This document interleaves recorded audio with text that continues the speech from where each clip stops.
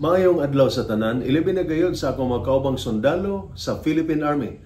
Ako si Father Dion, ang paring Katoliko sa Headquarters and Headquarters Support Group, Philippine Army. Og kini mao ang pulong sa Ginoo, ang atong giya. Sa atong ebanghelyo karong adlaw, miingon sa Jesus, mag-uol kamo, pero ang inyong kasubo mahimong kalipay.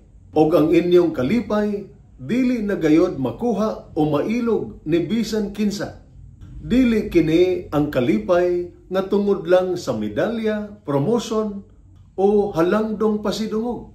Kini nga kalipay adunay laom nga gamot o gigikanan. Nagasukad o nagatubo kini gikan sa presensya sa Dios. Isip mga sundalo, nasayod kita nga ang tinuod nga kalipay dili kutobra sa seremonyas o selebrasyon.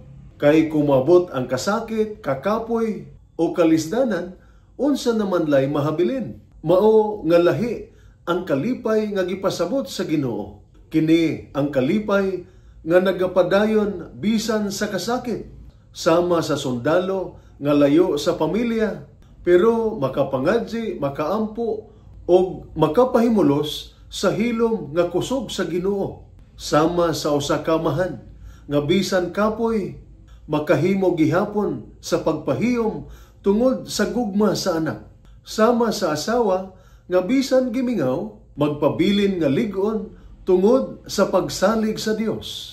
Busa, anaa pa ba ang kalipay sa imong kasing-kasing o nahilom na kini tungod sa kasakit o kabalaka? Kini ang pulong sa Ginoo, ang atong giya. Magampo kita, Ginoo, usahay makalimot ko unsaon pagpahiyom tungod sa mga problema. Tabangi ako nga maibalik ang tinuod nga kalipay, ang kalipay na nagagikan sa imong presensya, ang kalipay na walay makakuha o makailog bisan si kinsa. Amen. Og manalangin kaninyo og sa inyong banay, ang Dios nga magagagahom sa tanan, Amahan, Anak ug Espiritu Santo. Amen.